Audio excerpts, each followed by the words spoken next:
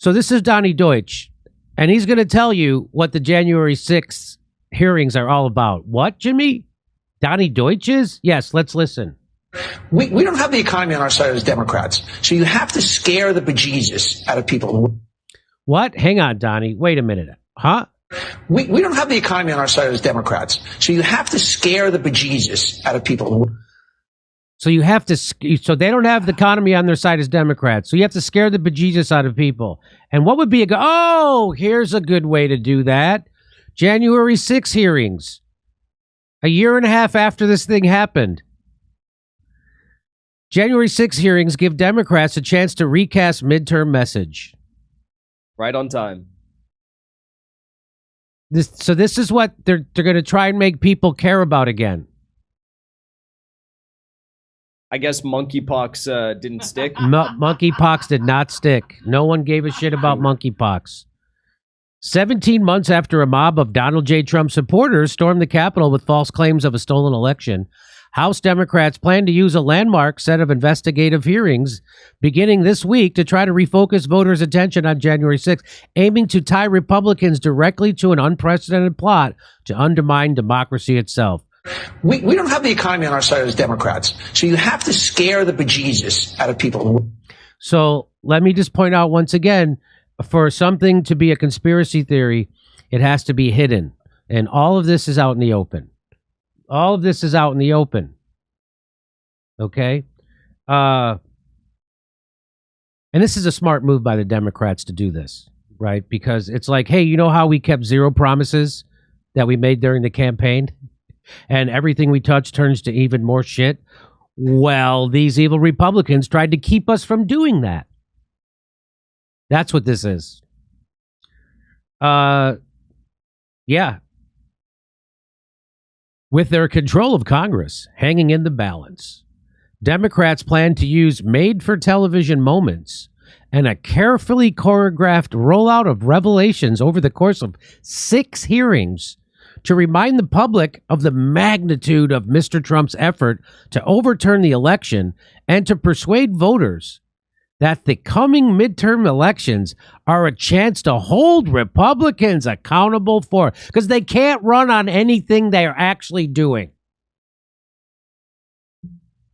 A chance to hold Republicans responsible, Jackson, just on this TV thing, though, right? In real life, we're about to lose to Republicans, but on TV, moral victory. Yeah, it's just obfuscation, you know? If they were to talk about any of the real issues right now, well, we know how that would go. Inflation, it's not going to go well. Right. Gas prices, it's not going to go well. Food crisis, I'm surprised Biden's even been mentioning that. I know. It's not going to go well. When these hearings are over, voters will know how irresponsibly complicit Republicans were in attempting to toss out their vote and just how far Republicans will go to gain power for themselves, said Representative Sean Patrick Maloney, the Democratic campaign chair. Wow. Who's watching this stuff? Like, who's watching the hearings? Is anyone actually... I think there was more people who watched the Depp Heard trial than I definitely watched I was glued to the Depp Heard trial. I did turn this on yesterday. It was before I went to do a comedy show. Yeah. I did turn it on, and I literally just 30 seconds, I was just like, yeah. And I was done. I was like, fuck that. I thought I should watch this for my job, right? For my show. And I'm like, no, not going to watch it. And I just love that she says, they're gonna see how far Republicans will go to gain power for themselves. Yeah, because at the Democrats, you deserve power because some other scumbags tried to stop you from taking power. It is an uphill battle. So to try to distract voters with the January 6 hearings, even the New York Times is saying it is an uphill battle at a time when polls show that voters' attention is focused elsewhere. You mean like on shit that matters? Including on inflation, rising coronavirus cases, and record-high gas prices. But Democrats argue the hearings will give them a platform for making a broader case about why they deserve to stay in power. Jesus. Why do Democrats suck at messaging? This is who wrote this?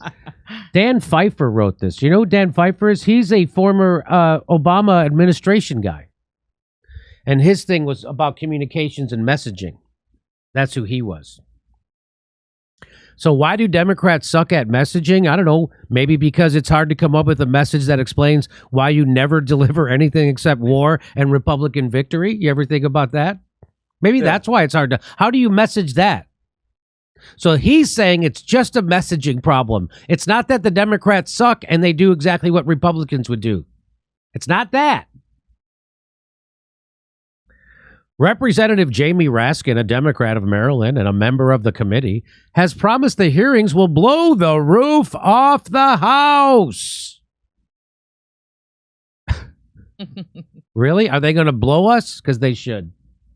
They have retained an experienced television executive to ensure that happens and organize scores of watch parties across the country in hopes of generating interests.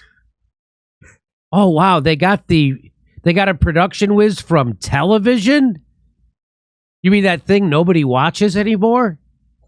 Whew, that was close. But they are facing an onslaught from Republicans who are bent on denying, downplaying, and obfuscating the truth of what happened in their own messaging operation aimed at discrediting the inquiry. I'm so lost over they're having watch parties for this. They're having watch parties for this. Hey, you know, is that not just the biggest indictment that the current Democratic members of Congress were the epitome of kids in high school who never went to parties and were like the biggest nerds? Yes, we're gonna have a watch party for this. They think that's a good time. I love how they say, and this was aimed at discrediting the inquiry. You don't think the FBI urging those people to storm into the Capitol while the cops pulled the gates open and took selfies with them, you don't think that discredits the inquiry? You don't think the cops you don't think that them not even having cops there? Like, would they have 5 cops there? They opened the gates for them. And then those 5 cops actually opened the gate? You don't think? I'll show you the video in a second. Yeah. Some Democratic operatives believe the political payoff for January 6th is substantial, both in energizing the party's core supporters and in appealing to independent voters who may turn against Republicans based on what they see and hear. That is not happening. That is not going to happen. And these operatives are prepared to blame Russia and misinformation just as soon as this fails. Democrats have met with networks about carrying the hearing live in prime time and have scheduled more than 90 watch events in various states, including a flagship event at the Robert A. Taft Memorial and Carolyn in Washington, where a large screen will be set up and attendees will get free ice cream. Wow. To the dark side, we have ice cream. They're giving out free ice cream. If only they were giving out free gas and baby formula. Am I right? Give me something we don't have. It's everything from a family gathering in the living room type event to hosting it at a union hall to hosting it on a big field with a jumbotron, said Lisa Gilbert, executive vice president of the progressive group Public Citizen. Now, I like Public Citizen, but they would be better off fucking distancing themselves from this stupid shit. You fucking idiots. The audacity to say holding it at a union hall when workers across the country are unable to pay to drive their own car to work. They're saying, take some time off that you definitely have and go watch the January 6th trial at a union hall. Rob Reiner is tearing an intern's hair out over this right now. Am I right? Come on. Because he's bald. As it tries to deliver the equivalent of the Watergate hearings for the streaming era, the committee has brought on the former president of ABC News, James Goldston, a move reported earlier by Axios to help fit the hearings into 6 tight episodes, running between 90 minutes and 2.5 minutes. 2.5 hours, right? Isn't that what I said? Yeah.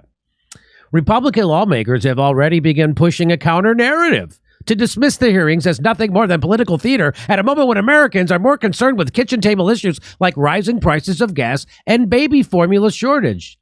By the way, Republicans are already pushing a counter-narrative by pointing out the obvious flaws in our bullshit narrative.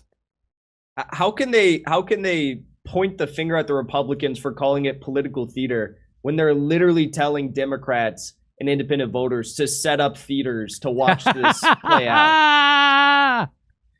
Nicely done. Instead of focusing on $5 gas, 6,000 illegal immigrants a day, record fentanyl deaths, or the violent criminals terrorizing Democrats use taxpayer money on a TV producer for the primetime political infomercial from the January 6th circus. Who said that? Marco Rubio. Embattled Democrats hope January 6 hearings will motivate voters. Nathan J. Robinson, a union-busting socialist, Nathan J. Robinson, who busted his own union at his own newspaper, who calls himself a socialist, even he sees through this. He says, have Democrats ever actually met a voter? Maybe try asking one what motivates them.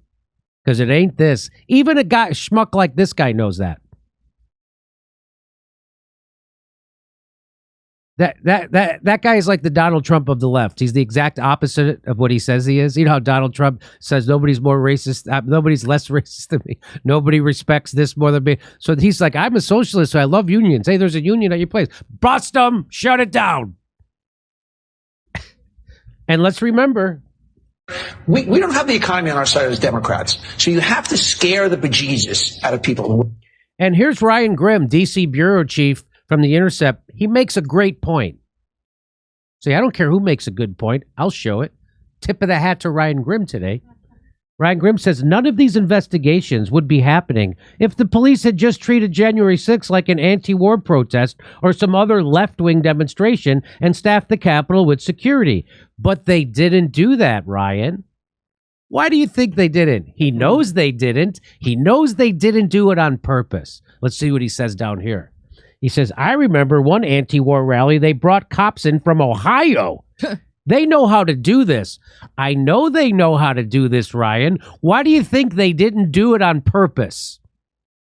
So he won't go as far as I'm going to go because he's a pussy who works for establishment media, so he can't this is as far as he can go. What Ryan is saying is that the police set this up to happen. That's what he's saying. But he can't say that or he'll be shunned in polite society. He'll be shunned out of his corporate news jobs. One or two or three of the billionaires that pay his check will get upset. So that's as far as he can go. But guess what? They knew about it. This is a tweet from December 21st, 2020, almost a couple weeks before this happened. On January 6th, armed Trumpist militias will be rallying in D.C. at Trump's orders. It's highly likely that they'll try to storm the Capitol after it certifies Joe Biden's win. I don't think this has sunk in yet. 74,000 likes. This is 2 weeks before it happened, and this is a reporter from the UK. You don't think the FBI, the CIA, the Capitol Police, and the National Security Aid, you don't think they fucking knew this? They knew this, and they understaffed the Capitol on purpose.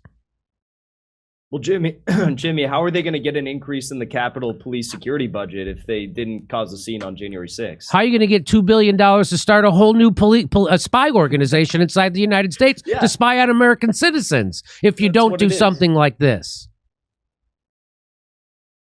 Pro-Trump forums are very excited about Trump's call for mass D.C. protests on the day Congress counts the Electoral College votes. Many see it as a mobilization call they've been waiting for. When is this from? That's from December 19th, 2020. This guy's a reporter. He knows about it. You don't think the FBI, the CIA, and the National Security Apparatus knew about this? You don't think the Capitol Police knew about this? Of course they did. Here's another tweet. How will the January 6th be policed? He's predicting it. This is from December 21st. He's predicting this. He says, how will January 6th be policed? We've already seen that the White House can effectively commandeer the D.C. police and construct ad hoc paramilitary forces out of prison officers and the CBP. Will Congress get the protection it needs? This guy's saying this 2 weeks. A fucking reporter. Oh, and this is from the Business Insider. Officers calmly posed for selfies and appeared to open gates for protesters during the madness of the Capitol building insurrection. What? You think they're going to show any of this at the hearing? No, I think that's Russian propaganda, actually. I don't know why you'd put that on the screen. This is Russian propaganda. Were police complicit? Here's a great headline. Were police complicit in the Capitol riots? Video shows selfies and nonchalant enforcement, but also forceful breach. It says, at best, they were overwhelmed and did not anticipate. At worst, they let the protest proceed unlike any other, said Representative Jim Cooper. Now, here's a video of them opening the gates. Police are squabbling with protesters. Oh, there we go. They just opened the gates, turned around, and started walking, the cops.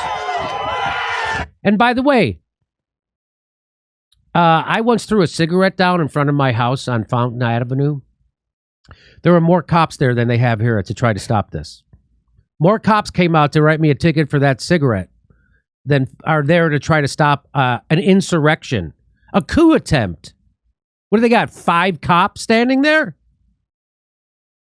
Jimmy, do you remember 3 days prior to January 6th, on January 3rd, I and like 40 other people were out in D.C. for the Force the Vote protest to try and get, Medicare for all in the middle of a global pandemic. And how many cops showed up? 70 cops with rifles. With rifles. With rifles for like 40 of us because we were walking around the office buildings. Here's how they get ready for a Black Lives Matter protest at the Capitol.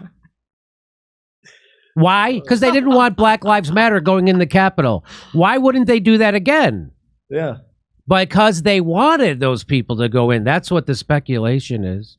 That's what Michael Tracy says. Just laughable. There was never a greater than a 0% chance at any point today that the government would be overthrown. This melodrama is going to lead to a severely authoritarian reaction, and it will be cheered by all the usual suspects. So this is what he said. He said that on January 6th. Michael Tracy said that. That was very prescient because this guy was saying it was an attempt to overthrow the government. And he's like, this is laughable. There was never a greater than 0% chance at any point today that the government would be overthrown. He said that in real time. And now what he says is this. The myth making around January 6th was instantaneous.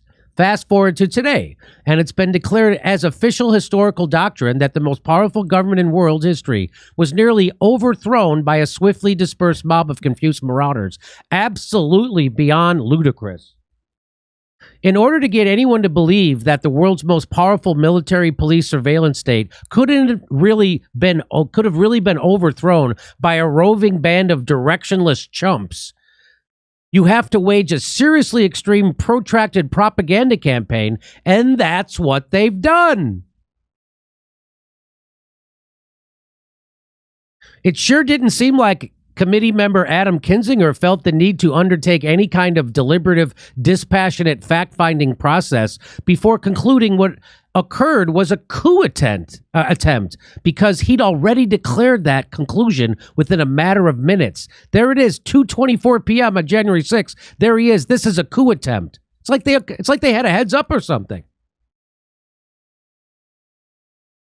We'll have to see if anyone on the vaunted committee bothers to mention this rather significant report indicating that the FBI, despite arresting hundreds of people, does not believe January 6th was a centrally coordinated or organized plot. Seems counter to their histrionics. And he links to The FBI has found scant evidence that the January 6th attack on the U.S. Capitol was the result of an organized plot to overthrow the presidential election, according to 4 current and former law enforcement officials. Though federal officials have arrested more than 570 participants, the FBI at this point believes the violence was not centrally coordinated by far-right groups or prominent supporters of then-President Donald Trump, according to the sources who have been either directly involved or briefed regularly on the wide-ranging investigations. And I'm going to show you a video. And it's a dark day in America when the United States Capitol Police officer decides to take a selfie with a terrorist, and they wonder why we don't feel safe. That's from the NAACP. So here it is. You want to see it? So there they are. The cops are hanging out, and they're taking a selfie. The guy's taking a selfie with the cops. I thought this was a coup attempt. I thought this was a coup attempt.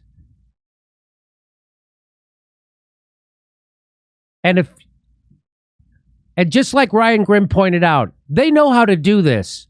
They didn't do this on purpose. That should be the real investigation, but we're never going to get that investigation. That'll never happen. Anything you have to add to this, Jackson?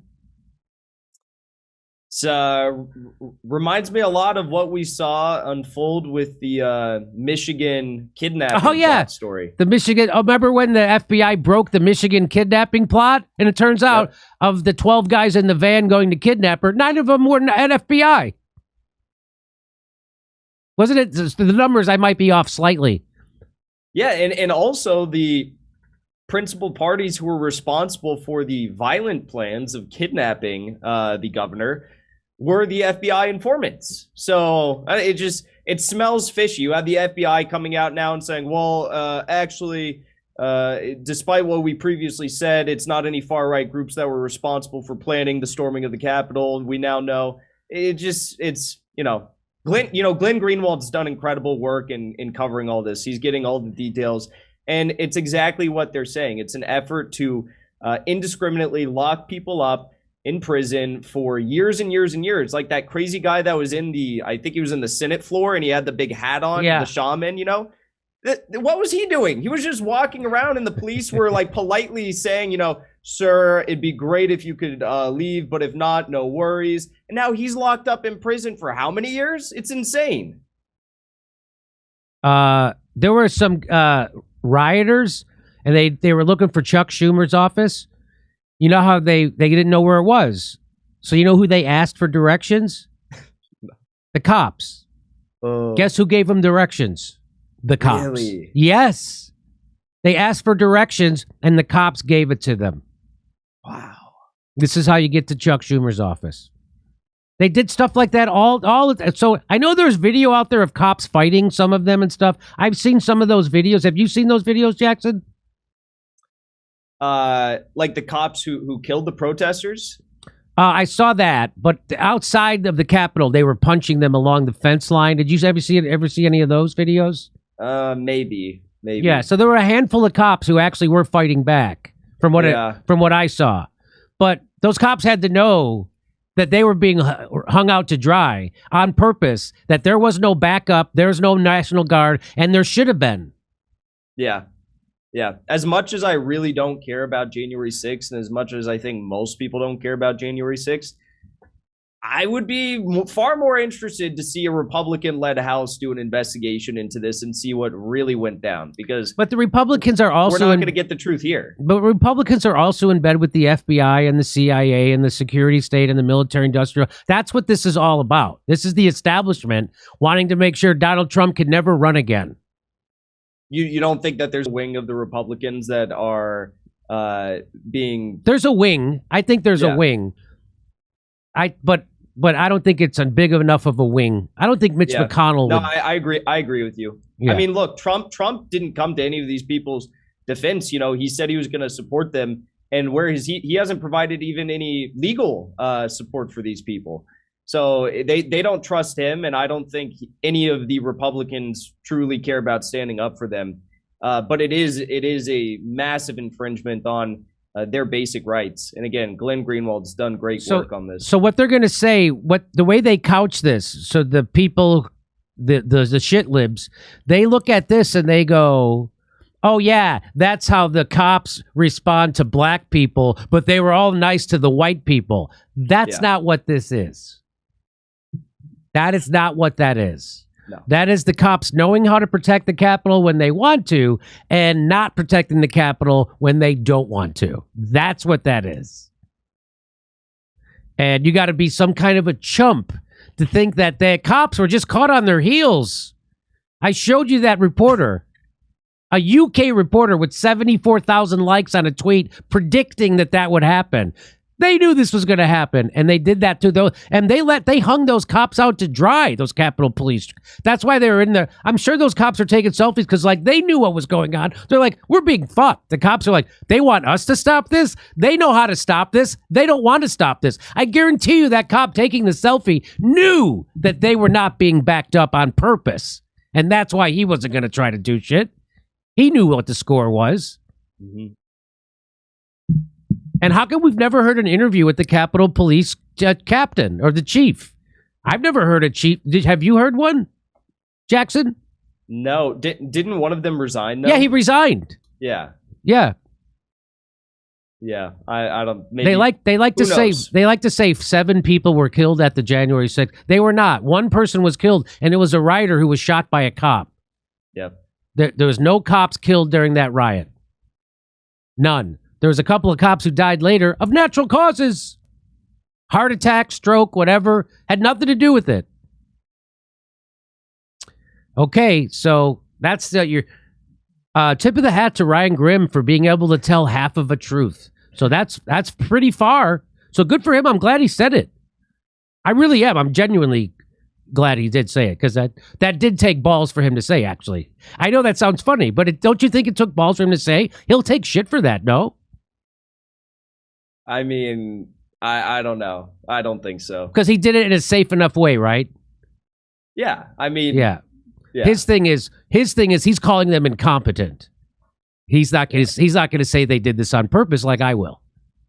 Right? Is that the case? Is that what we're looking at? That's the situation? Yeah, I mean, he reported at The Intercept on the fact that the squad was the one who gave that extra vote needed to get the increase in police funding as well. But he's unable to connect the two dots and explain why this is happening. You know, so it's infuriating. But what else can we expect from him? Here, we're doing stand-up comedy in Los Angeles on June 11th, and then we're going to Chicago, Sacramento, and San Diego on July 16th for the taping of my new special. Go to jimmydorecomedy.com for a link for all tickets. See you there.